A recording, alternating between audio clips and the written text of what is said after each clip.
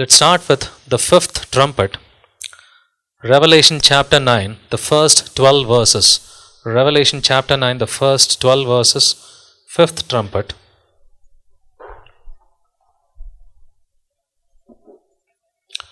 The fifth trumpet is also called as the first O, Locusts judgment.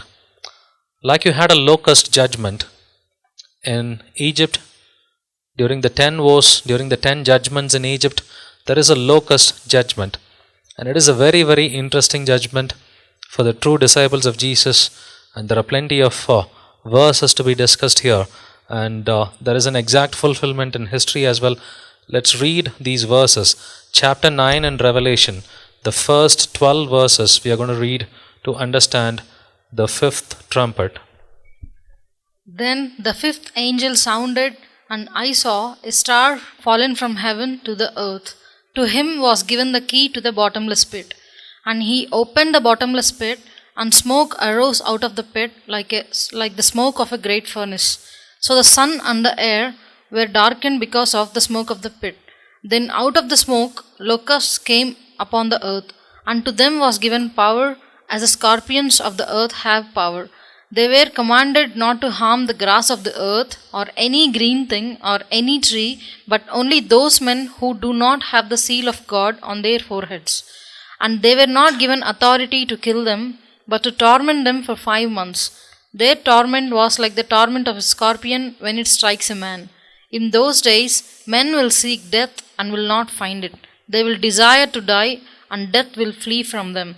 The shape of the locusts were like horses prepared for battle.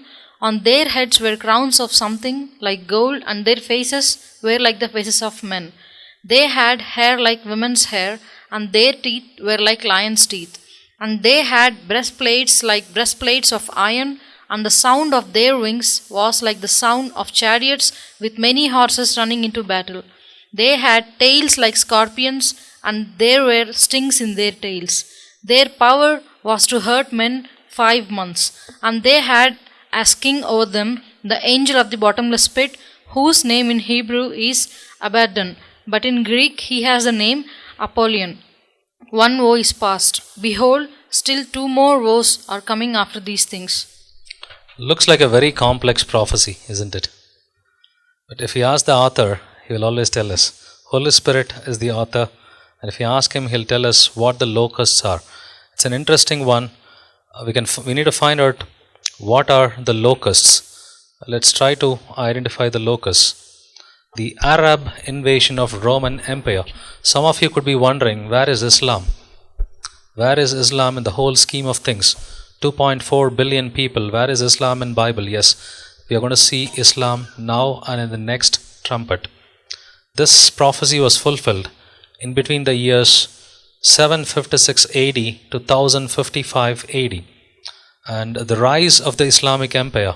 So if we had tracked Prophet Muhammad, Islam, the rise of Islam, how Islam became a big religion, and there is context here in this particular trumpet. So we need to look at the fifth trumpet. It represents the rise of the Islamic Empire, which God used to execute judgment on the Roman Empire. What is left now is only the Eastern Roman Empire. There is no power in the Western Roman Empire. The fifth trumpet, it sent forth these troops of locusts. Locusts are the Arabians. We'll prove it from Bible. Locusts are the Arabians. We have a good amount of verses to prove this. And this Quran, it denies the deity of Jesus and says that he was just a prophet. They deny that he died on the cross and shed his blood for redemption. The religion of Islam, it darkened the true Christian way of the Son of Righteousness. So you must have seen the darkness earlier in one of the verses. So it's nothing but the darkness which came from the religion of Islam. And take a look at this particular map.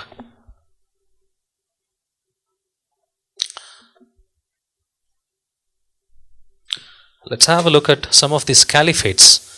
They have a lot of caliphates. Right now we have ISIS, isn't it? And before, the first caliphate is called as Rashidun Caliphate. Look at how big the Rashidun Caliphate is. The entire Arabian Peninsula. This was the Rashidun Caliphate. You need to understand the history of Islam. So when did Muhammad Prophet started preaching? Prophet Muhammad, the so-called Prophet Muhammad. 610 AD he started preaching. He preached for about 22 years, like 632. 22 years he preached, 632 he died. Before he died, they conquered almost half of Saudi Arabia.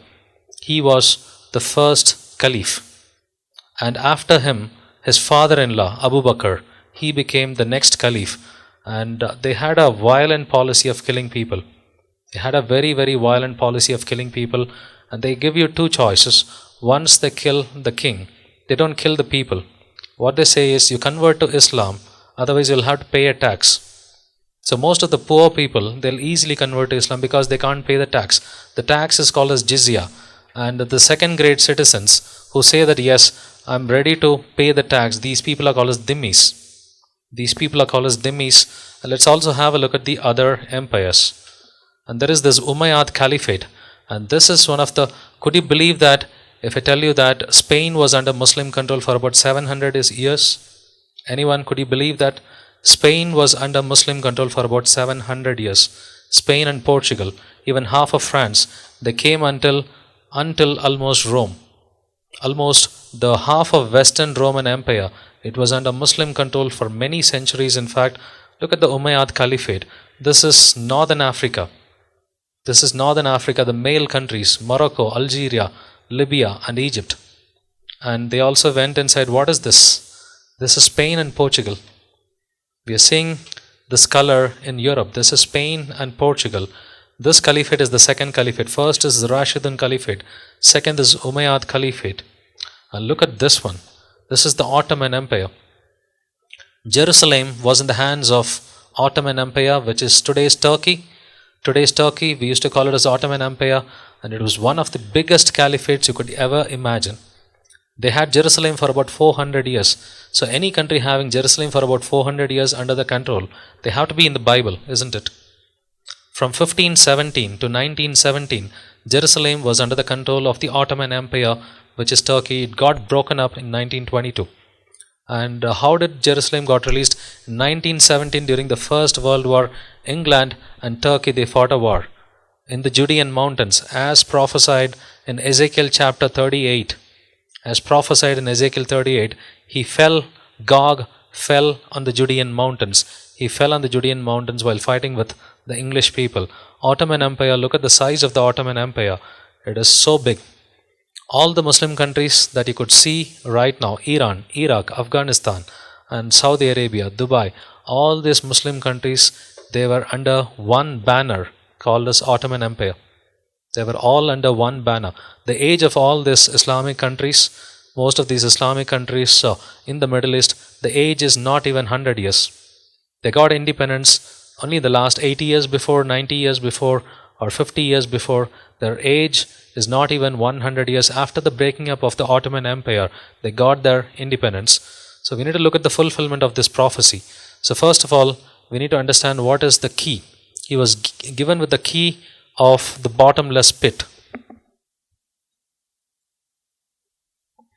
He was given with the key of the bottomless pit. Now let's look at the verses to understand what is key. Key means power. Let's look at Isaiah 22:22. Let's read this verse. The key of the house of David I will lay on his shoulder, so he shall open, and no one shall shut, and he shall shut, and no one shall open. Key of the house of David. Here it talks about the power. Let's look at Luke 11:52. Jesus talks about the key. Let's read this. Woe to you, lawyers, for you have taken away the key of knowledge. You did not enter in yourselves, and those who were entering you hindered. So here Jesus talks about the key of knowledge. Key of knowledge, it refers to power. And Revelation 1:18, Jesus says, I am he who lives and was dead, and behold, I am alive forevermore. Amen. And I have the keys of Hades and of death. Was Jesus having a physical key? He says, I have the power over Hades. I have the power over death. So key means it is power. And key of the bottomless pit, it means that the power was given to him to inundate the Roman earth with the flood of calamities and moral evils. Who was entering Europe now? It is the Arabians. What is furnace? There was a word called as furnace. We need to understand furnace first.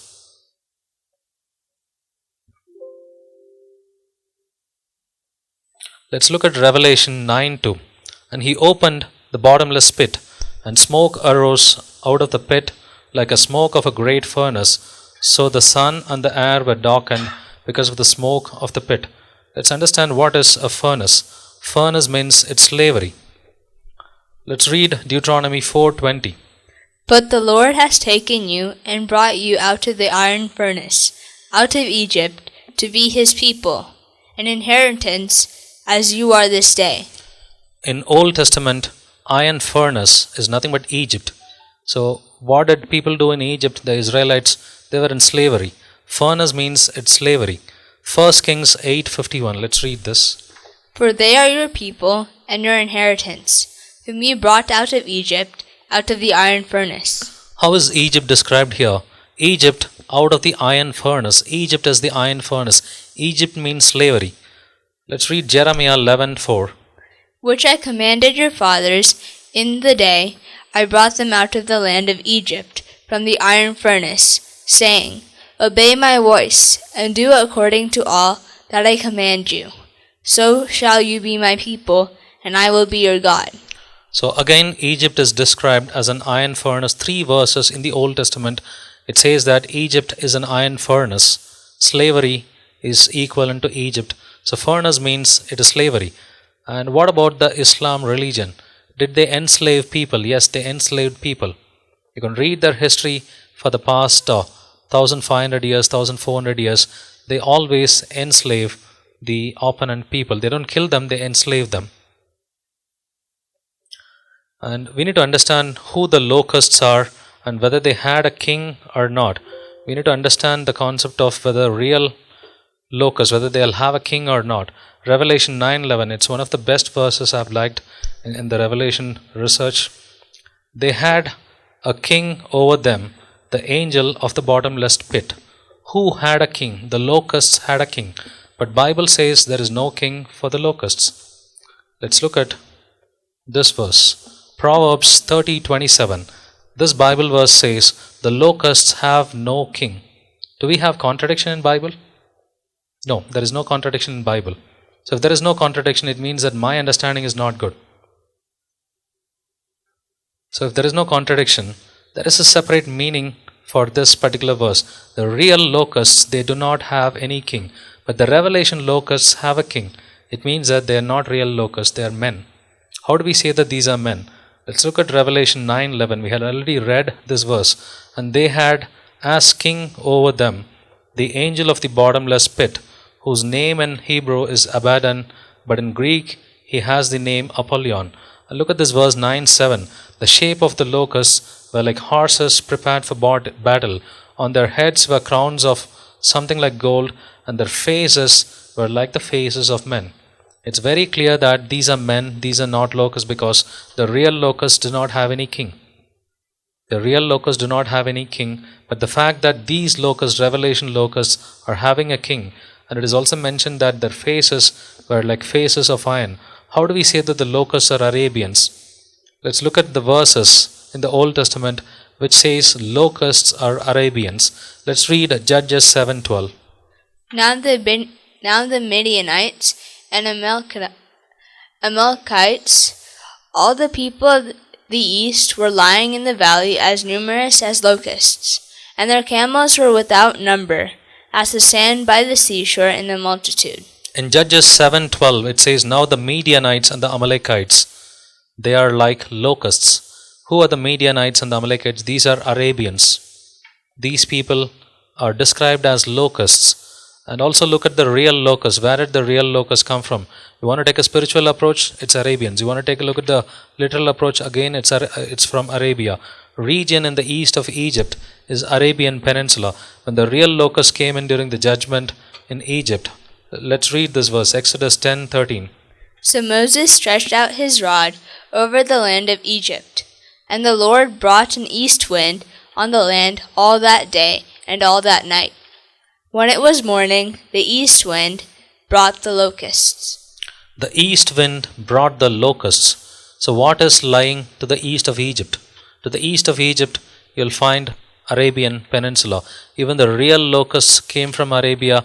Revelation locusts, which are Arabians, they also are from Arabia. And locusts have teeth of lion, isn't it?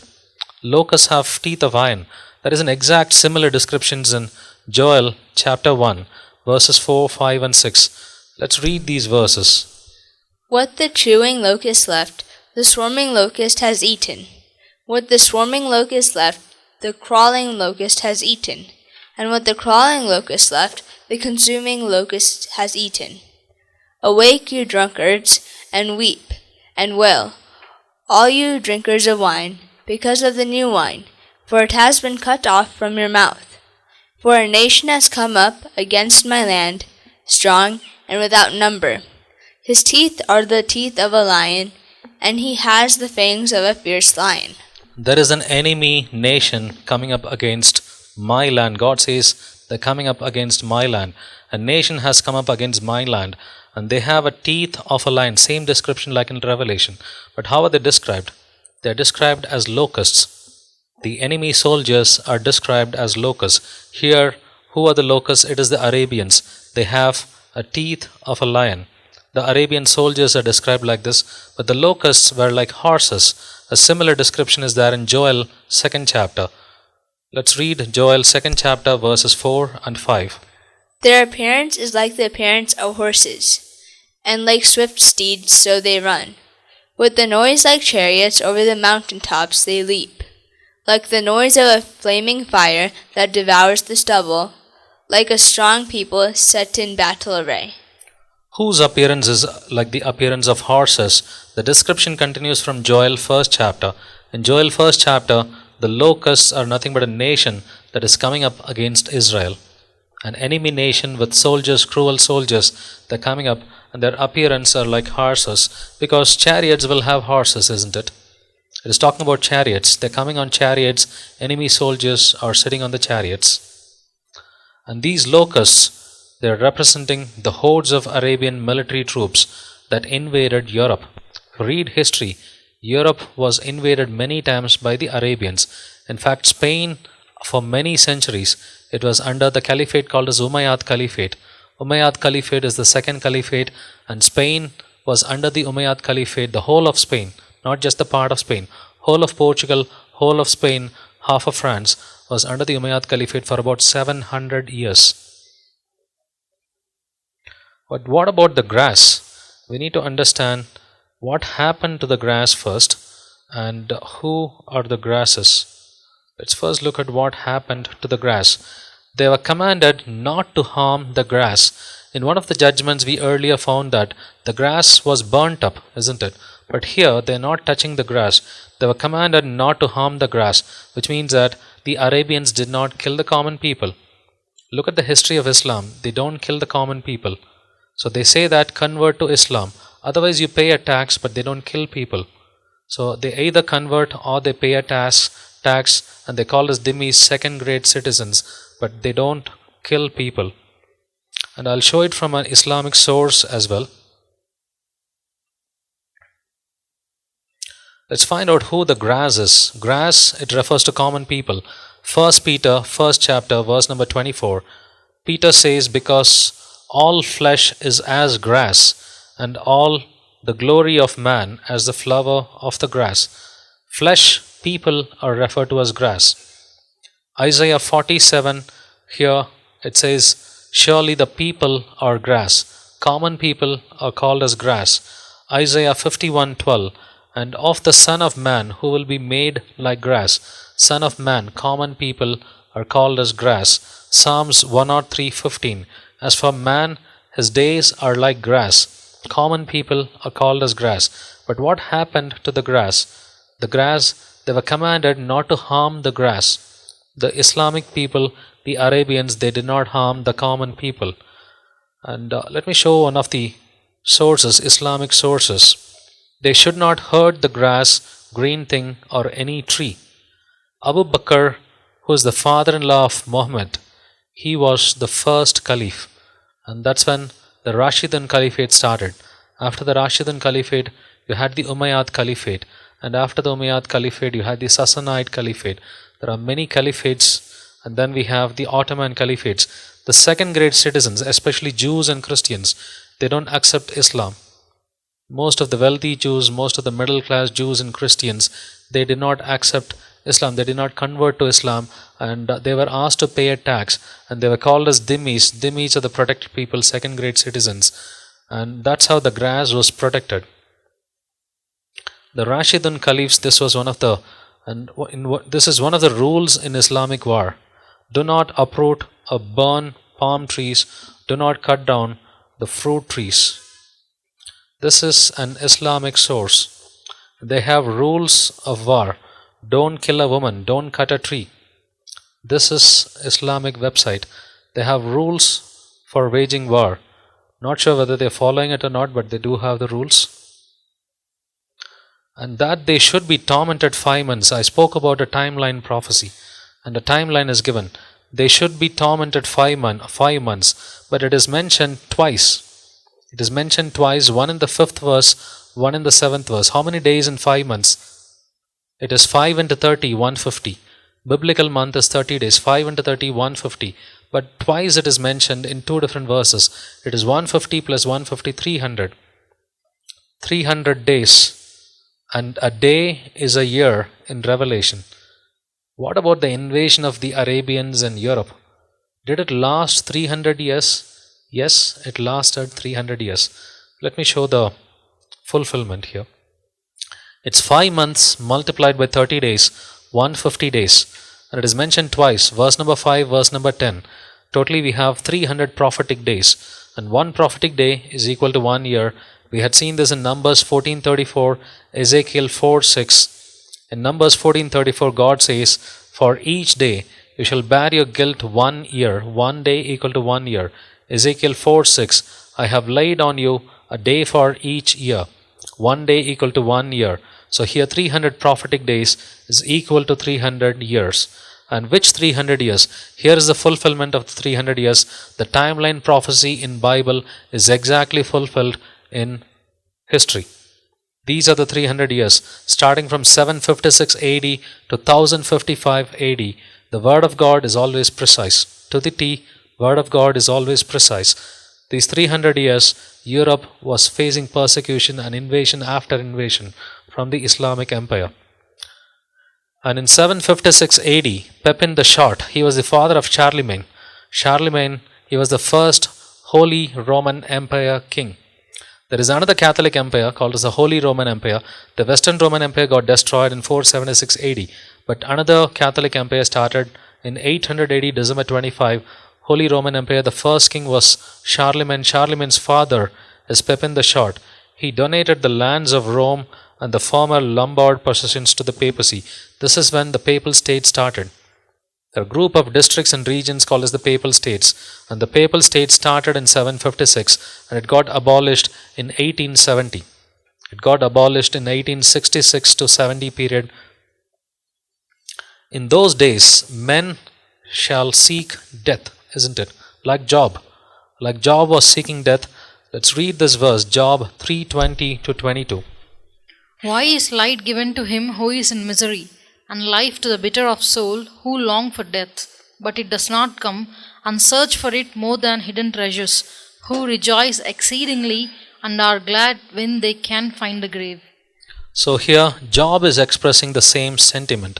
He is longing for death because his life is miserable. Similarly, the people in the Roman Empire, especially the Eastern Roman Empire. So why do we say Eastern Roman Empire? Look at the map of Europe and look at the map of Arabia. They are very, very nearby. And which Roman Empire is nearby? Eastern Roman Empire, Eastern Europe and Arabia is very, very close by. And they have a land route. What is that land route? It is Constantinople, Istanbul. Turkey is the gateway. Turkey is the gateway between Asia and Europe. That's why Turkey is part of NATO. Turkey is part of NATO because even though Turkey, some part of it is in Asia, Turkey is still considered as a NATO ally. But now they are moving out from NATO. They had crowns like gold, isn't it? The crowns, like the crowns of gold, placed on their heads indicate the success and the extent of dominion. crown, it talks about success and glory. So they had glory after glory, victory after victory when they were waging war with the Europeans. In almost 80 short years, they subjugated Palestine, Syria, both the Armenias, almost the whole of Asia Minor, Persia, India, Egypt, Numidia, Barbary, and lot of places in the Eastern Europe. So these are the places they subjugated just in 80 years. You need to read through at least some part of the spread of Islam. And it was very, very fast. And do you know the old name of Spain, the Muslim name of Spain? When Spain was completely subjugated by Islam, Spain was called as Al-Andalus. This was the Islamic name of Spain. I'm not making up any story. Just have a look at this Wikipedia page. What is this one? Al-Andalus. This is nothing but Muslim Spain. Spain was under Muslim yoke for about 700 years. Not 1 year, not 2 years. It's 700 years. Spain was under the yoke of Islam. And it's somewhere during the 1400s they were driven out of Europe. This is Muslim Spain.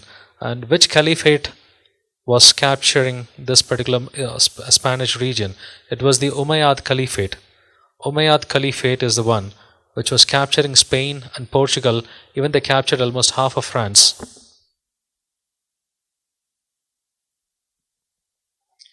Let's have a look at the Muslim Spain. This is Muslim Spain. This is the timeline map from 707 AD to 1492 AD. For more than 700 years, Spain was governed by Islam. And if you want to have a look at detailed information on the spread of Islam, who is Muhammad, who is Abu Bakr? Abu Bakr is the father-in-law of Muhammad, and Caliphate, Dhimmis. Let me give you one more shocking information. How do you think Islam came up? Muhammad's first wife is Khadija. Khadija was a Catholic. You can read Khadija's information in Wikipedia. Khadija was Catholic. Khadija had a cousin. His name is Waraka. Waraka was a Catholic priest. He was a Nestorian priest. You can find a lot of Catholic connections. That's why Roman Catholicism is called as the mother of harlots. Mother of harlots. Islam is a big religion, no doubt. 2.4 billion people, or 2.1 or 2.4 billion people, more than 2 billion people on the world right now. But you'll find a lot of Catholic connections to Islam. And you can read the life history of Muhammad. You can read his 13th wife, Muhammad's 13th wife, Maria the Copt. Maria the Copt, she is also a Catholic. You'll find a lot of Catholic connections. How do you think Quran has a lot of Bible books, Old Testament books? Because a lot of it was compiled by Roman Catholic fathers, priests. So you'll find a lot of connections between Quran, between Muhammad's life history and Roman Catholicism. But that's another discussion. We'll move on from here. So we are looking at the fulfillment of the fifth trumpet. So what is the fulfillment of the fifth trumpet? The fulfillment of the fifth trumpet is, it is the Arabians waging war with the Europeans, and in fact they are gaining victories. What is the fulfillment of the 300 years? The fulfillment of the 300 years is 756 AD to 1055 AD. Now let's move on to the sixth trumpet, another interesting trumpet. The sixth one, here God is breaking, Jesus is breaking the eastern leg. It's a very interesting one. With this, the first beast, politically at least, it is destroyed.